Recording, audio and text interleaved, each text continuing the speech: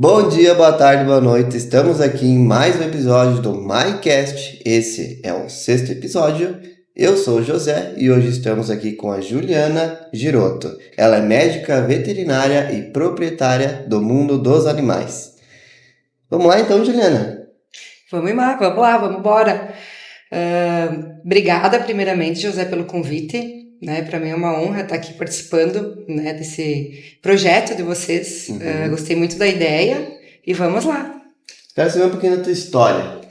Então, eu, Juliana, como veterinária, então, assim, a minha história que eu sempre conto, ela vem lá da infância, O meu pai é engenheiro florestal e ele sempre teve animais, a gente conviveu com animais, eu e minha irmã, desde a infância.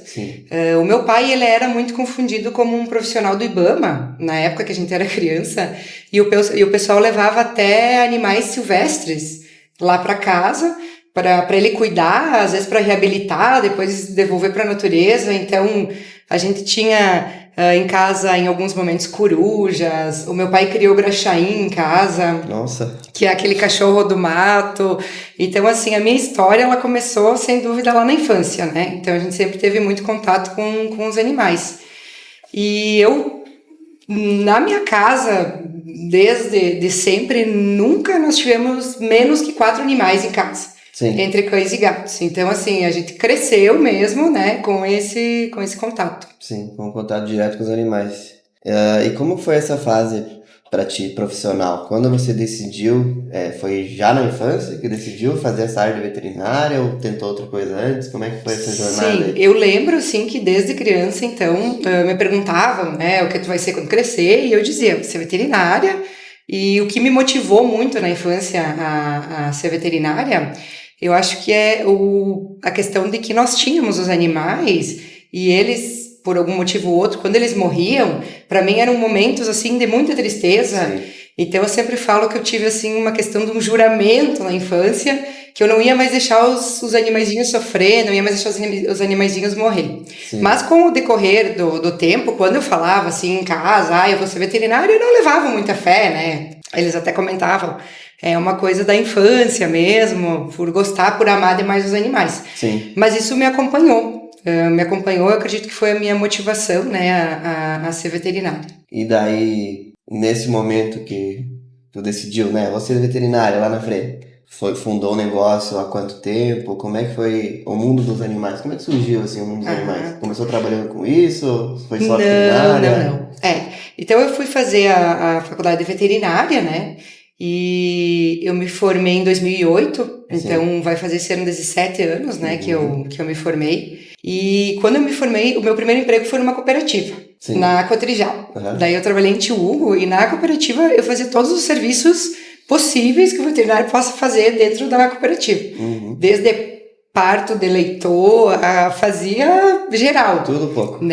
Bastante voltado com gado leiteiro, A gente Sim. trabalhava muito com gado leiteiro na cooperativa. Mas o que aparecesse, fazia. Fazer. E da cooperativa eu fui para a área comercial, que daí foi o meu primeiro contato com a parte pet, Trabalhei representando uma marca, então, um laboratório, e fazia a venda, para os lojistas, estabelecimentos veterinários. Sim. Nessa parte pet. Então, assim, o meu sonho sempre foi ter o meu negócio. Então, eu me formei e eu já pensava em ter o meu negócio, mas a gente sai da faculdade, a gente já sai endividado da faculdade, Então, assim, num primeiro momento, eu precisava realmente trabalhar, fazer um pezinho de meia para, então, abrir o meu negócio. Então, foi em 2013 que eu abri o Mundo dos Animais. Então, há 10 anos, vai fazer 11 anos agora, esse ano em 2014, que eu abri o meu negócio, isso aí. E quando eu abri o meu negócio, no começo, assim, o Mundo dos Animais, o meu objetivo mesmo foi para também ficar mais próximo do meu filho. Sim. Porque daí, então, o Arthur, tinha nascido em 2013, ele estava com 1 aninho quando eu resolvi entrar para esse mundo empreendedor. Sim. Resolvi arriscar ser empreendedora no Brasil. Estamos aí, então, esse ano, 11 anos vamos fazer de loja. E sempre foi ali? Foi em outro local? Sempre ali, foi ali? no mesmo lugar. Desde que a gente abriu, estamos no mesmo ponto. E sempre teve aqueles produtos para vender ou começou de repente com um serviço veterinário específico e foi? Quando nós abrimos, nós não tínhamos, por exemplo, a sociedade que eu tenho hoje com a Elo, que é a parte do banho e tosa. Sim. Então nós abrimos só consultório, eu era consultório e a loja veterinária. Então essa parte de estética veterinária a gente não oferecia, né? E é só a parte de consultório, então atendimentos de clínica geral. Sim. Nós não tínhamos no começo também a parte de cirurgias, né?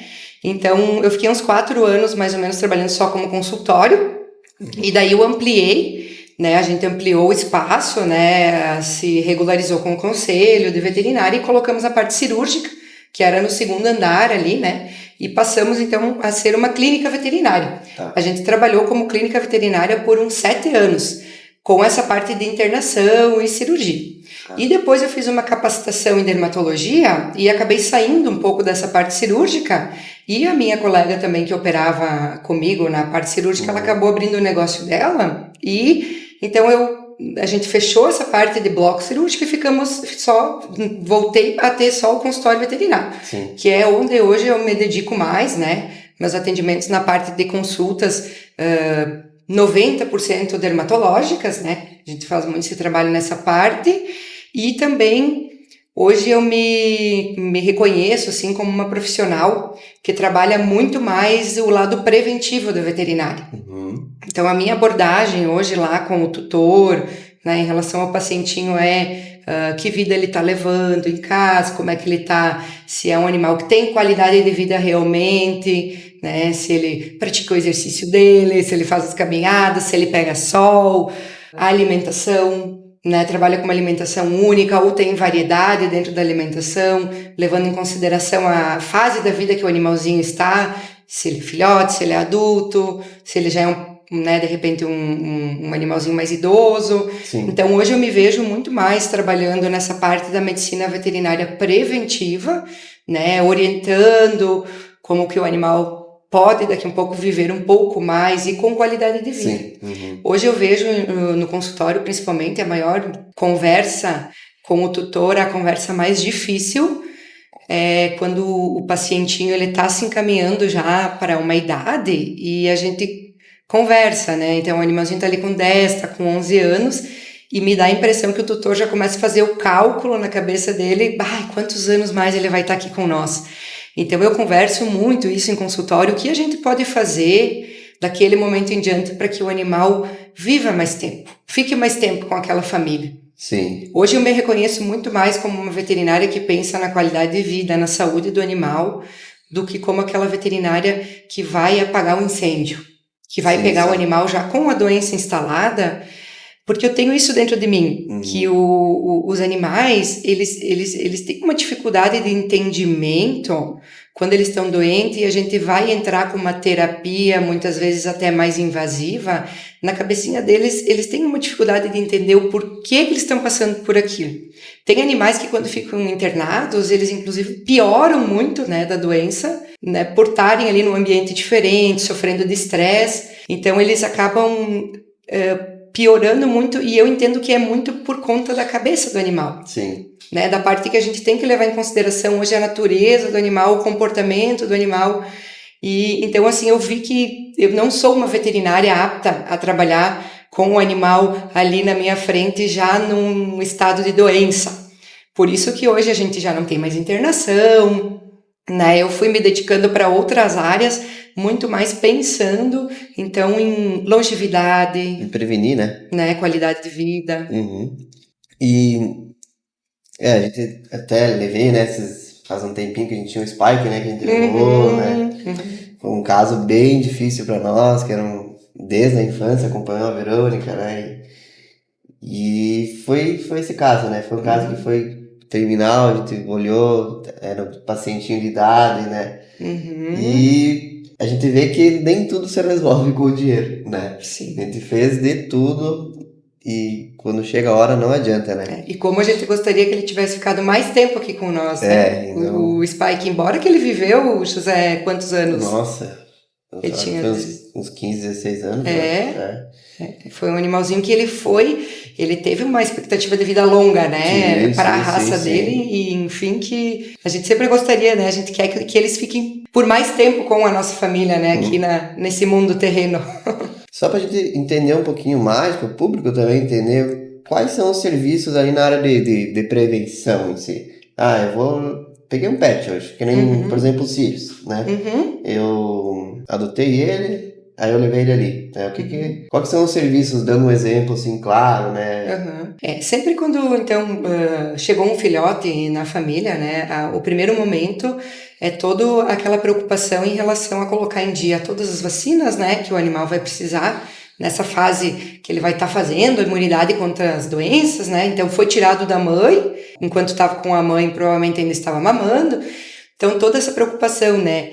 Vermífugo num primeiro momento, daí inicia o protocolo vacinal. Mais ou menos a gente termina o protocolo vacinal quando o animalzinho tem em torno de 5 meses. Sim. Daí, com 5 meses de idade, a gente já inicia aquela conversa, né? Se o tutor vai querer castrar, né? Como é que esse animalzinho é dentro de casa, ele é um animal de pátio, né? Qual é a ideia da família com esse animalzinho. Então, toda essa conversa sobre castração, que também, né, a castração é uma forma de prevenir muitas doenças, né, lá no futuro. E a partir de 1 ano de idade, então, quando ele já está considerado um animal adulto, sempre a questão é a nutrição desse animal. Hoje a gente sabe que nutricionalmente, com o passar dos anos, os animais têm desenvolvido doenças, principalmente endócrinas, que a gente sabe que está muito ligada com a nutrição. Por exemplo, uma doença endócrina, né, muito comum hoje é a diabetes nos pets. E está muito ligada à nutrição. Então, toda essa conversa depois quando o animal é adulto, né, do que ele está se alimentando, é adequado para a fase em que ele está, né, a idade que ele está. A diabetes daí, tipo, é da alimentação, pode vir da ração mesmo? Sim, o maior problema hoje e a maior doença, que até é uma curiosidade, que a gente iria, né, conversar sobre curiosidades também, é que a obesidade é considerada uma doença, né? Sim. Ela é a doença mais comum nos pequenos pets, cães e gatos, atualmente. É disparado a doença número 1. E é considerado já, de certa forma, uma doença endócrina, né? E daí, após a obesidade, então, vem a diabetes, depois vem os problemas osteoarticulares em função de peso. Então, isso tudo é muito importante que o tutor saiba, cada fase da vida dele, quais são as suplementações necessárias, né, as rações que ele tem que comer. Hoje em dia a gente não fala mais só em ração, a gente fala numa dieta mais variada. Sempre comparo, né, se a gente fosse comer arroz e feijão todo dia, de café da manhã, de almoço, de janta, a mesma alimentação, chega uma hora que, né, não vai mais. Vai. Então hoje tem tanta variedade de alimentos, né, opções de outros tipos de alimentos que são considerados alimentos também, que dá para incluir, né, no dia a dia dos animais, alimentação úmida, né, em forma de sachês, patês, né, que não são petiscos, são alimentos também, né, os animais que comem frutas, que gostam de frutas, os que gostam de legumes, essa questão também de petiscos, formato de petiscos, mas tem alimentos que são funcionais, que a gente chama. Então tem biscoitinhos que eles são para imunidade, tem biscoitinhos que são calmantes. Então tem toda uma linha hoje de alimentos funcionais que eles podem entrar no dia a dia do animal, pensando em saúde e longevidade, né? A parte toda da suplementação. Como a gente chega numa idade também tem que estar tomando algumas, né, suplementações, existe já para eles também a suplementação, né? Para cada é uma suplementação pensando no porte do animal, né, a fase em que ele está vivendo, né, ele pode consumir aquilo na idade específica em que ele está, então é tudo muito personalizado, né? Hoje eu gosto muito de conversar isso em consultório, né, com o tutor, porque o animalzinho, ele é o que a gente oferece, né, para ele comer. Então tá nas nossas mãos a questão da saúde e a nutrição deles, né? E lógico, com o passar dos anos, sempre lembrar que as vacinas são anuais, né? Sempre precisa fazer os vermífugos também, né? O reforço das vacinas anuais. Então isso segue. E a alimentação humana? O que eu vejo que é... É muito importante lembrar sempre que se nós vamos cozinhar em casa para os cães e para os gatos, que a gente precisa incluir a parte a gente chama premix mineral e premix vitamínico, Tá. que nada mais é do que compostos, né? Compostos que vêm já pronto, né, em pó, que vem todas as vitaminas que o animal precisa, né, e o outro que é o mineral. Porque por mais que a gente vá fazer uma dieta bem balanceada, completinha, como se fosse a nossa, né, levando em consideração os alimentos que a gente consome, tem algumas vitaminas, alguns minerais que vai ser mais difícil encontrar e a demanda do animal é maior, a gente vai precisar suplementar. Então é importante sempre conversar com um veterinário que possa fazer, né, balancear a nutrição do animal, para que não falte nada. Porque foi uma febre, foi uma moda essa questão do alimento caseiro, e a gente viu animais desenvolvendo problemas por deficiências vitamínicas. Sim. Né? Existe uma doença, inclusive, de pele, que a gente pega muito no dia a dia, que ela é uma doença que ela vem de uma deficiência de uma vitamina.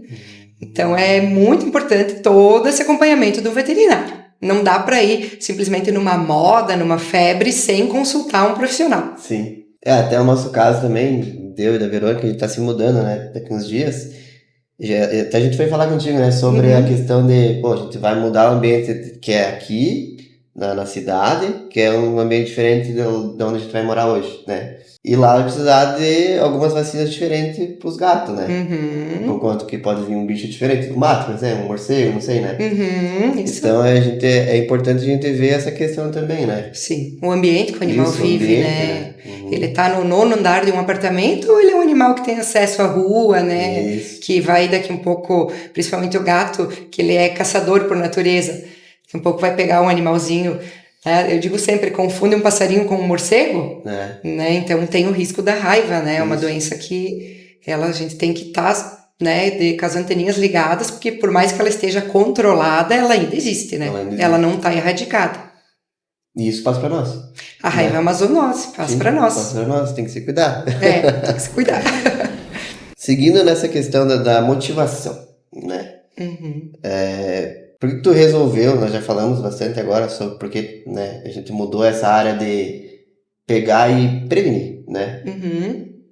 Por que tu se identificou para seguir nessa área ao invés de seguir naquele atendimento que tu estava antes, que, chegava lá, o tutor tava... As urgências. Isso, aquelas urgências lá, né? Eu acho que foi por conta, realmente, de que existe muito problema, muita doença, que por mais que eu seja uma veterinária, que vim para veterinária por amor aos animais, que a minha infância me motivou a ser veterinária, que chega um momento que a gente perde para a doença. Sim. E é muito frustrante para qualquer colega, eu acredito, que foi para a área veterinária por amor, quando chega esse momento que a gente perde o animal para determinada doença, que no fundo a gente sabia que ela poderia ser prevenida. Então eu acho que foi, como eu vou te explicar de forma clara, acho que de tanto ver certos sofrimentos e não poder voltar para trás, né? A gente não tem esse botãozinho de, né, rebobinar. Então, assim, eu acho que foi isso que eu comecei a me voltar muito mais para esse outro tipo de conversa com o tutor. Né? Enquanto a gente tem tempo, o que a gente vai fazer para evitar, né? Bater muito nessa questão dos check-ups anuais também, que o animalzinho depois de uma idade precisa disso, para a gente já, lá no início, às vezes, no primeiro sinal de algum problema, né, já ter o que fazer e não esperar realmente a coisa... né, a doença tomar conta, porque é muito frustrante para todo mundo quando a gente perde um animalzinho. Como eu disse, eu acho que qualquer colega que está na profissão por amor também sofre.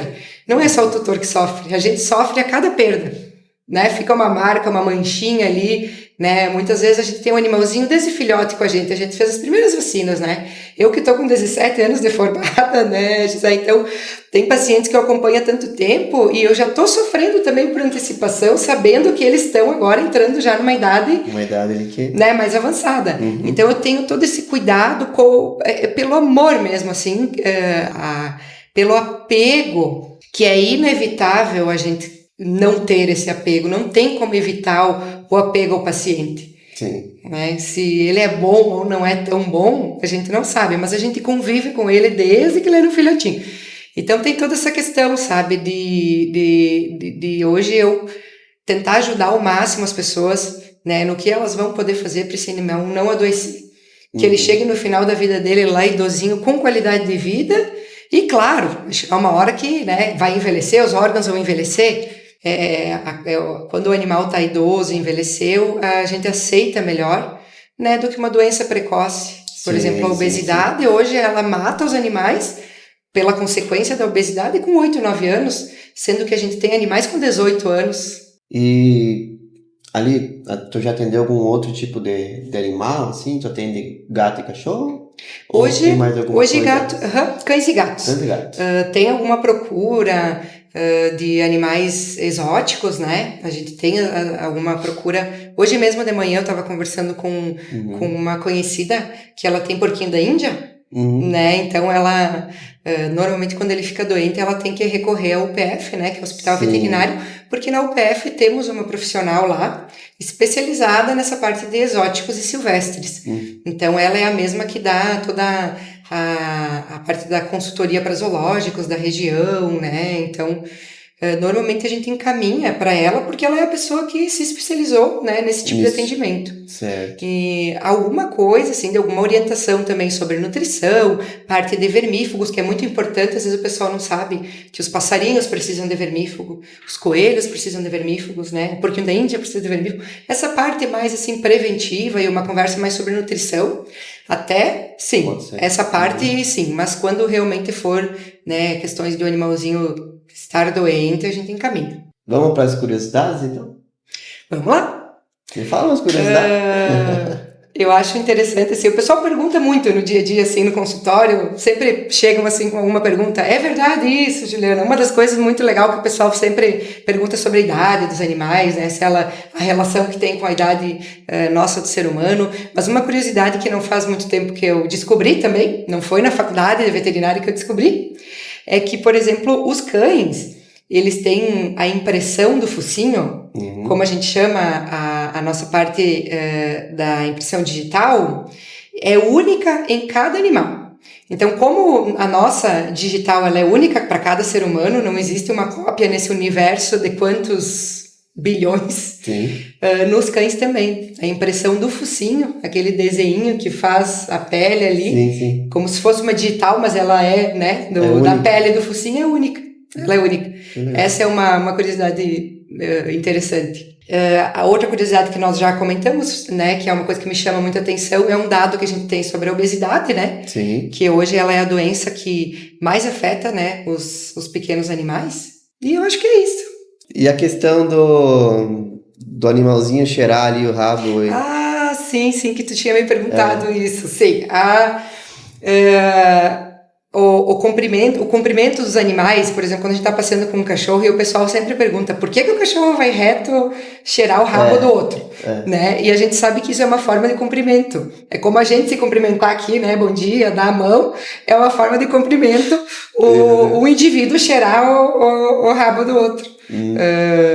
Ainda bem que Ainda bem que é só com eles. Que é só com eles, né? Porque seria no mínimo estranho, né? Nós com esse tipo de comportamento, mas é da natureza deles. Às vezes o pessoal se assusta quando tá num passeio, porque se vocês perceberem, dois machos, quando se encontram, eles empinam o rabo, empinam as orelhas, eles fazem uma posição, né, mais imponente e vai cheirar o rabo do outro. E normalmente as pessoas puxam, né? Acabam, porque dá a impressão que eles vão brigar. E é um comportamento normal para eles se conhecerem. É como se eles estivessem se cumprimentando mesmo. Então a gente pode deixar, né, sempre, claro, com a supervisão, porque às vezes animais mais agressivos eles podem reagir, né? Se algum dos animais chegar muito, né, muito imponente, mas é interessante que é a forma deles se conhecerem pelo cheiro do rabo. Tanto o cachorro, tanto o gato. O gato não tem esse hábito. O gato não? Não. A parte de quando um gato encontra outro, a parte da socialização ela é bem diferente, né? A gente sempre fala, uma curiosidade também, converso muito em consultório, é um assunto, mas a gente tem que, uma conversa com um tutor de gato, ela é diferente do tutor de cão. Totalmente diferente. Não é só por espécies diferentes, mas é porque O DNA do gato, ainda hoje, ele se assemelha ao DNA do primeiro gato encontrado, que é o gato selvagem. Sim. Então a gente tem essa questão que o gato, ele é um animal que ele não teve essa evolução genética a ponto de se tornar um animal doméstico, como é o cão. Então existem alguns comportamentos no gato que a gente precisa inclusive respeitar, que são comportamentos que eles trazem ainda de uma vida livre, né, de uma vida selvagem. Por exemplo, um comportamento é que quando o gato adoece e ele fica muito mal, a tendência é ele se esconder. Ele se esconde e ele vai aguardar o momento da morte, né? Diferente de um cão, que ele já tá tão doméstico, que se ele passa mal, ele vem vomitar nos pés da gente. Sim. Ele vem mostrar, ó, eu não tô bem. Ele vem pedir socorro. E o gato, a tendência é se esconder por ser um animal selvagem. Então a gente percebe que no dia a dia as espécies são muito diferentes, inclusive nessa questão de comportamento animal, que é onde a gente precisa considerar a natureza de cada espécie. Sim. Né? Então a socialização, quando os gatos se encontram, normalmente num primeiro momento ela não é muito amistosa. O gato ele tem toda uma questão diferente ali de permitir a aproximação de outro gato. Então é diferente, bem diferente. Nós temos 2 gatos, macho em casa e uma fêmea. E até uma dúvida minha, eles sempre estão brigando. Não sei se é por território ou o que pode ser, mas é incrível como parece que não se acostumam, mas se acostumam, né? Estão sempre juntos. Mas é aquela coisa, né? Aquela correria um atrás do outro, aquela bagunça. E José, vocês conseguem identificar se é uma briga realmente ou se é a brincadeira deles? Pois é, já às vezes eles parece que eles estão brincando, né?